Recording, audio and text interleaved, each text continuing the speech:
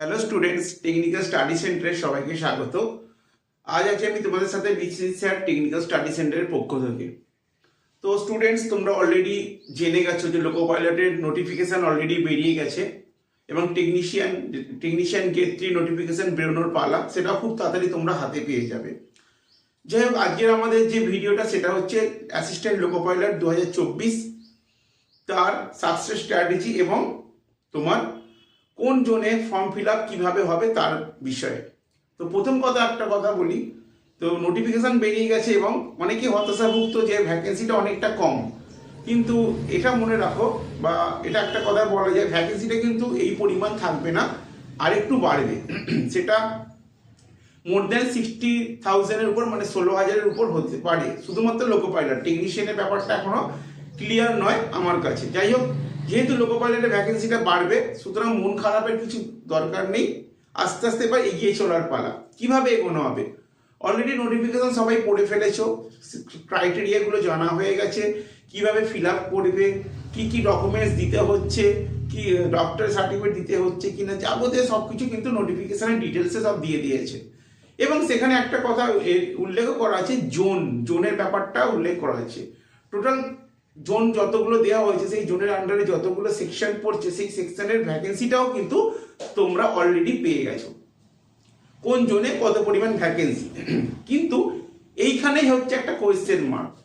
Zone সিলেকশনটা কিন্তু একটা বিশাল বড় ভাইটাল ম্যাটার, যেটা কিন্তু তোমার সাকসেসের একটা স্তম্ভ। কারণ একটা কথা বলি, জোন সিলেকশন না হলে কিন্তু পরীক্ষা তুমি যেভাবেই দাও না দাও, কিন্তু এর একটা এফেক্ট পড়বে। সঠিকভাবে জোন সিলেকশনটা খুব দরকার। আর এই জোন সিলেকশন নিয়ে কিন্তু অনেক স্টুডেন্টেরই বারবার ফোন আসছে আমার কাছে, মেসেজ আসছে যে স্যার জোন কীভাবে সিলেকশন করবো, কোন জোনে অ্যাপ্লাই করবো। তো কেন আজকে আমাদের ভিডিওটা তোমরা প্রথম থেকে লাস্ট পর্যন্ত দেখো, তাহলে জানতে পারবে। অ্যাকচুয়ালি ব্যাপারটা হচ্ছে, জোন সিলেকশনের ক্ষেত্রে স্টুডেন্টরা কিছু ভুল সিদ্ধান্ত নিয়ে ফেলে, যার ফলে তাদের পরবর্তীকালে অনেক সমস্যায় পড়তে হয়। তো টোটাল যে জোনগুলোর মধ্যে কি যে সমস্যাগুলো হয় বা যে ভুল সিদ্ধান্তগুলো হয়, সেই ভুল সিদ্ধান্তগুলো কি আগে আমি বলবো, এবং তারপরে আসবো কিভাবে জোন সিলেকশন হবে এবং কোন জোন সিলেকশন কার ক্ষেত্রে সুবিধাজনক হবে। প্রথম কথা হচ্ছে, দেখো অলরেডি তোমরা যে জোনের যে নোটিফিকেশনটা পেয়েছে, যে জোনের মধ্যে যে দেওয়া আছে যে এই জোনে এত মতো SC ST OBC general category student apply করতে পারবে, ঠিক আছে। এবার আমাদের বা স্টুডেন্টদের প্রথম লক্ষ্যটা কি হয়, যে কোন জোনে ভ্যাকেন্সি বেশি বেরিয়েছে, কোন জোনে সিট সংখ্যা অনেক, তাহলে সেই জোনে অ্যাপ্লিকেশন করলেই কিন্তু চাকরিটা সহজে হয়ে যাবে। তুমি যেন এই কথাটা ভাবছো, আমিও ভাবছি, আমার মতো 10 জন ভাবছে, 10 থেকে 1000, 1000 থেকে 10,000, 10,000 থেকে 1 লাখ, এইরকম স্টুডেন্ট সবাই ভাবছে যে জোনে সিট সংখ্যা বেশি সেখানেই আমরা অ্যাপ্লাই করবো। তাহলে যেহেতু সিট বেশি, মানে আমি অ্যাপ্লাই করলে সেখানে চাকরিটা আমার তাড়াতাড়ি হয়ে যাওয়ার সম্ভাবনা থাকবে, যেহেতু সিট সংখ্যাটা অনেক। সরি, এই ভাবনাগুলো কিন্তু ম্যাক্সিমাম, যদি 100টা স্টুডেন্ট আমি ধরি, তার মধ্যে 90 জন এইগুলোই ভাবে, আর এটা স্বাভাবিক ব্যাপার, সবার মধ্যে এগুলো হয়ে আসে। কিন্তু একটা জিনিস ভেবে দেখো, সরি, যদি তোমরা এই ভাবনাটা, তুমি ভাবছো, আমি ভাবছি, সবাই ভাবছে, সবাই মিলে যদি আমরা যে জোনে সিট সংখ্যা বেশি সেখানেই যদি অ্যাপ্লাই করি, তাহলে কি হলো, তাহলে সেখানে যে সংখ্যা সিটটা ছিল অ্যাভারেজলি অন্য জোনের থেকে সেখানে সিটের পরিমাণটা অনেক কমে যাচ্ছে, কারণ তোমার কম্পিটিটার অনেক বেড়ে যাচ্ছে, তাই তো? এটা তো হওয়া স্বাভাবিক।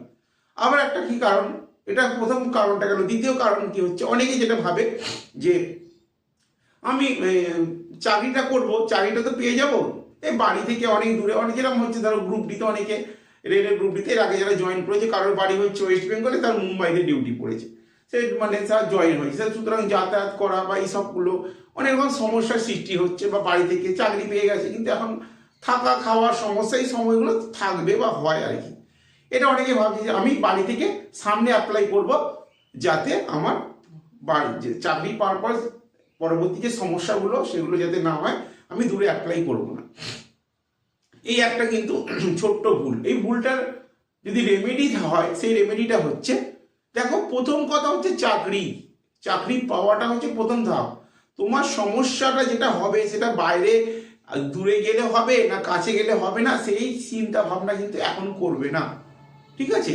আগে সমস্যা সমাধান করাটা বড় ব্যাপার নয়, তোমাকে সমস্যাটার সম্মুখীন হতে হচ্ছে, মানে তোমাকে চাকরিটা পেতে হবে।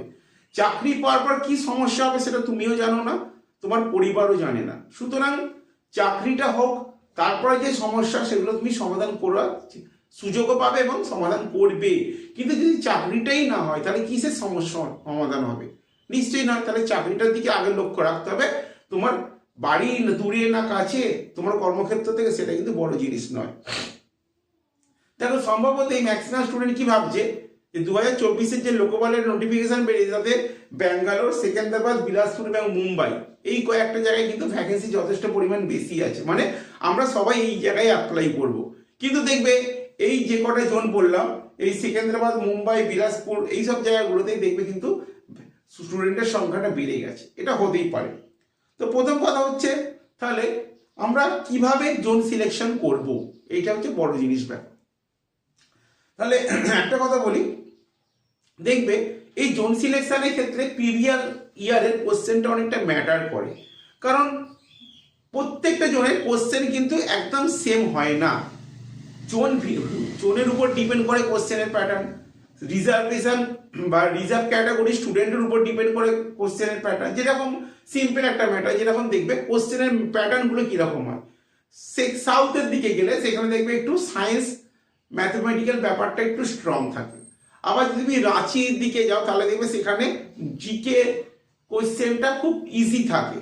আবার ধরো তুমি গুয়াহাটি এই দিকে যাও, দেখবে এখানে তোমার কারেন্ট অ্যাফেয়ার্স, জিকে বা তোমার আদার্স যেগুলো দেয়, মানে জিকের মধ্যে ধরো ন্যাশনাল মুভমেন্ট, এইগুলোর কোশ্চেনের প্যাটার্নটা একটু অন্যরকম থাকে। তা বিভিন্ন জায়গায় বিভিন্ন রকমের কোশ্চেন প্যাটার্নটা হয়। এবার ম্যাথ যেটা আছে সেটা কিন্তু সাউথের দিকে কিন্তু স্ট্রং হয়। আবার অন্যান্য দেখবে দিকে তুমি গুয়াহাটি যাও, এই বা তুমি ধরে নাও তোমার এটা হচ্ছে গোরখপুর যাও, এই সাইডটা একটু দেখবে আবার একটু লুজ থাকে, বা মুম্বাইতে যাও দেখবে একটু লুজ থাকে। তো বিভিন্ন জায়গায় বিভিন্ন রকম প্যাটার্ন, একই রকম কিন্তু হয় না। জোন মানে 3টে করে জোন আলাদা আলাদা ধরে কিন্তু কোশ্চেনের প্যাটার্নটা তৈরি হয়। তো সেই ক্ষেত্রে, কারণ এতগুলো জোনেতে প্রত্যেকটা জোনেতে একটা করে কোশ্চেন প্যাটার্ন হতে পারে না, এই জন্য 3-4টা করে জোনকে সিলেকশন করে একই রকমের প্যাটার্নটা তৈরি করা হয়। এটা আমাদের Kolkata, eastern railway, south eastern railway বা রাঁচি, ওর মধ্যে মালদা বা শিলিগুড়ি যেগুলো পড়ছে সেগুলো একটা প্যাটার্নটা একরকম থাকে। আবার সাউথের দিকে প্যাটার্নটা একরকম থাকে, ইস্টের দিকে, ওয়েস্টের দিকে প্যাটার্নটা একরকম থাকে। এইরকম প্যাটার্নটা কিন্তু জানতে হলে তোমাকে প্রিভিয়াস ইয়ারটা ফলো আপ করতে হবে।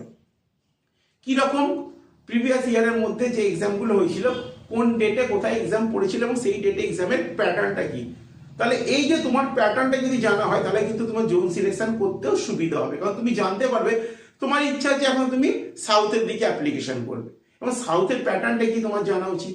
তোমার ইচ্ছা হচ্ছে আমি সেকেন্দ্রাবাদ বা গুয়াহাটি এই সাইডের দিকে অ্যাপ্লিকেশন করবো, তাহলে সেখানে প্যাটার্নটা জানতে হবে। তাহলে কিভাবে জানতে পারবে, এটা তোমাকে প্রিভিয়াস ইয়ারটা একটু ফলো আপ করতে হবে। অবশ্যই এটা একটা ক্যালকুলেশন ভিত্তিক ম্যাটার, ক্যালকুলেশনের মাধ্যমে তোমায় যেতে হবে। এটাই নয় যে প্রিভিয়াস ইয়ার করলে তুমি পুরো প্যাটার্নটা জেনে যাবে, কারণ ওখানে একটা অ্যাভারেজ ক্যালকুলেশন করতে হয়। যেরকম ধরো সায়েন্সের পার্টটা যদি বলি, সায়েন্স সব জায়গাতেই থাকবে, প্রত্যেকটা জনেই সায়েন্স থাকবে, কিন্তু কোন জনে সায়েন্সের কোয়ালিটি কেমন, কোন জনে কোর কোয়ালিটি সায়েন্স আসবে, কোন জনে জেনারেল কোয়ালিটি সায়েন্স আসবে, এটাও কিন্তু বড় ম্যাটার।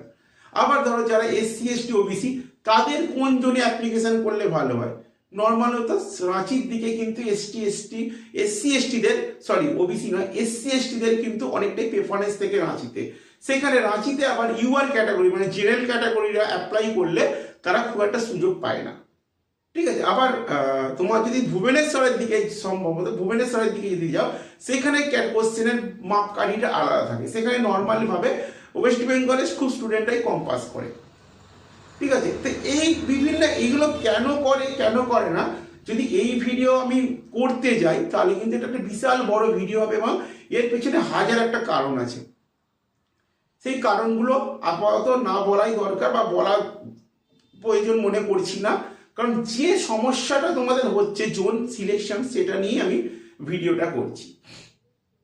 ঠিক আছে। তাহলে এখানে বুঝে নিতে হবে কোন জোনে আমি কিভাবে অ্যাপ্লাইটা করব। সুতরাং বেশি জোনে মানে বেশি সিট আছে সেই জোনটা আমায় দেখলে হবে না, আবার কম সিট আছে সেই জোনটা আমার দেখলেও হবে না। তাহলে আমি একটা অ্যাভারেজ ক্যালকুলেশন করব। ঠিক আছে। এবার দেখো একটা যেটা হচ্ছে তোমার জোনের যে কোশ্চেনগুলো দেখবে, এবার ধরে সেকেন্ড, এবার এই ক্ষেত্রে একটা কথা বলি, তুমি এই যে এলপি প্রিপারেশন নিচ্ছ, যে তুমি যে জোন সিলেকশন করছো, তুমি কোন সাবজেক্টে স্ট্রং আছো। নর্মালি এলপি সাকসেস স্ট্র্যাটেজিতে যেটা বলা হয়, 2024 লোকো পাইলটে পাস করতে হলে মেন জিনিস কিন্তু বা মেন ফান্ডা সেটা হচ্ছে সিবিটি 1, যেটা নন টেকনিক্যাল, সেখানে তোমাকে পাস মার্কস তুলতেই হবে। সিবিটি 2 পার্ট এ নন টেকনিক্যাল, সেখানে স্কোর করতে হবে, মানে মেরিট আনতে হবে। আবার সিবিটি 2 এর পার্ট বি, যেখানে টেকনিক্যাল, সেখানে তোমাকে নর্মাল পাস মার্কস তুলতে হবে।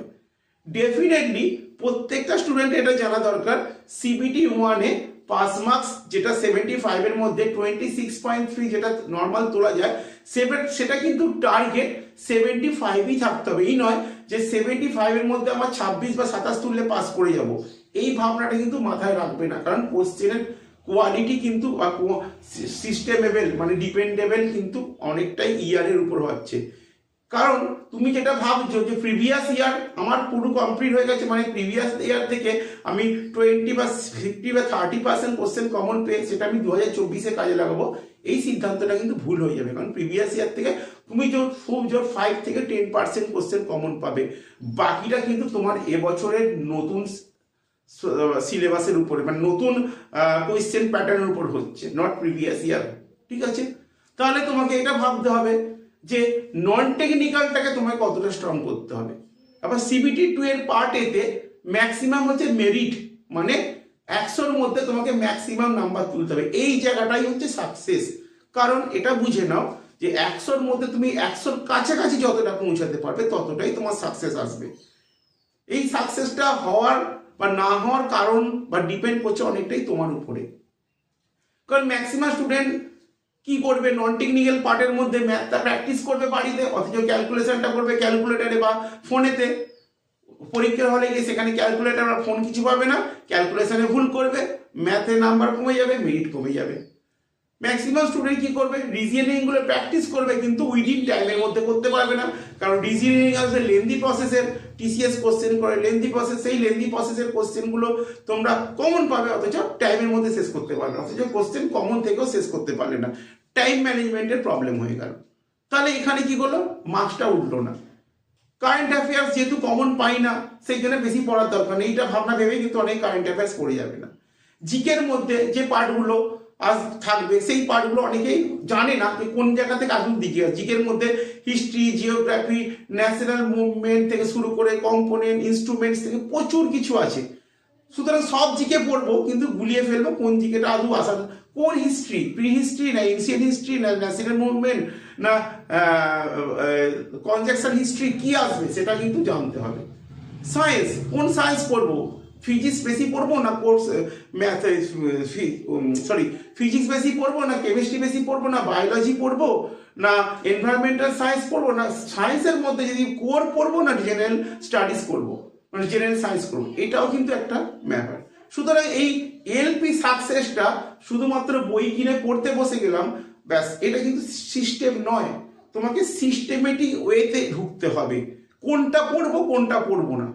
যে কোশ্চেন পড়বো না সেই কোশ্চেনটা পরীক্ষায় আসে না, সেটাও আমি পড়ে ফেলছি, আবার যেটা আসে সেটাও পড়ছি। সুতরাং অনেক কিছু পড়ে আমার 2 GB ধরো আমার মাথার ক্যাপাসিটি, আমি সেখানে 4 GB লোড করছি, তাহলে সব আমার কি হলো, তখন কি হয়, তখন ফোন হ্যাং যেরকম করে যায় আমার মাথাটাও হ্যাং করে যাবে।